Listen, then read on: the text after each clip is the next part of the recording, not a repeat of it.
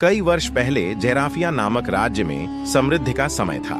इस राज्य में एक बेहद खूबसूरत राजकुमारी का जन्म हुआ और उसका नाम इलियाना रखा गया। आश्चर्य की बात यह थी कि राजकुमारी के बाल शुद्ध सोने की तरह चमक रहे थे। ऐसा कहा जाता था कि जिसके पास ये बाल होते हैं वह कभी गरीब नहीं होता और न ही उसे किसी तरह की परेशानी का सामना करना पड़ता है। लेकिन खुशी के साथ एक खतरा भी आया। राजकुमारी के जन्म पर झलगर नामक एक राक्षसी जिन्न को सूचित किया गया था। झलगर चाहता था कि राजकुमारी के सुनहरे बालों की शक्ति उसे हमेशा के लिए अजेय बना दे। एक दिन जब राजा और रानी राजकुमारी के साथ जंगल में शिकार खेलने गए तो अचानक आकाश में काले बादल छा गए, जंगल में कोहरा फैल गया और झलगर ने अपने जादू से राजकुमारी का अपहरण कर लिया। जब कोहरा छटा तो राजकुमारी जा चुकी थी। राजा ने पूरे देश में उसकी तलाश की, लेकिन इलियाना का कोई पता नहीं चला। कई साल बीत गए, लोग राजकुमारी को भूल गए, लेकिन राजा और रानी ने कभी उम्मीद नहीं छोड़ी। ऐसा कहा गया था कि केवल एक ईमानदार और निडर व्यक्ति ही राजकुमारी को मुक्त कराने के लिए झलगर का जादू तोड़ सकता। उन दिनों एक गांव में इवान नाम का एक गरीब चरवाहा रहता था। बहुत ईमानदार और बहादुर। एक रात जब वह थककर सो गया तो उसे एक अजीब सपना आया। एक सपने में एक उज्जवल महिला ने कहा, यदि आप राजकुमारी इलियाना को मुक्त कर देंगे तो आपकी किस्मत बदल जाएगी, लेकिन याद, लालच और झूठ आपको नष्ट कर देंगे। जैसे ही सुबह हुई, इवान ने राजकुमारी को ढूंढने और उसे झलगर के चंगुल से छुड़ाने का फैसला। इवान ने अपनी यात्रा शुरू की।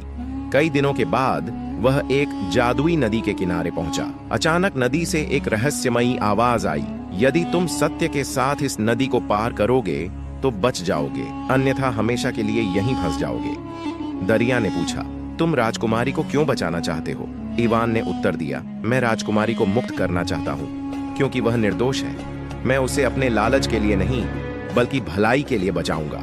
यह सुनकर नदी शांत हो गई और इवान ने उसे आसानी से पार कर लिया। दूसरी परीक्षा, प्रलोभन की घाटी। इवान तब तक चलता रहा जब तक वह लालच की घाटी तक नहीं पहुंच गया। हर जगह सोने और जवाहरात के ढेर लगे थे। एक जोरदार आवाज आई, यदि तुम एक भी कण ले जाओगे तो तुम्हें हमेशा के लिए कैद कर दिया जाएगा। इवान ने अपनी आंखें बंद कर लीं और खुद से कहा, मेरा लक्ष्य राजकुमारी को बचाना है, धन कमाना नहीं। उसने रत्नों को नजरअंदाज कर दिया और चलता रहा। अचानक घाटी गायब हो गई और आगे का रास्ता खुल गया। झालगर का महल और आखिरी टेस्ट। इवान अंततः झालगर के काले महल में पहुंच गया। वहां दरवाजे पर झलगर स्वयं खड़ा था। वह हंसे और कहा, यदि तुम राजकुमारी को बचाना चाहते हो तो तुम्हें मेरी एक शर्त माननी होगी। यदि तुम झूठ बोलोगे या धोखा दोगे तो तुम्हें अपनी जान से हाथ धोना पड़ेगा।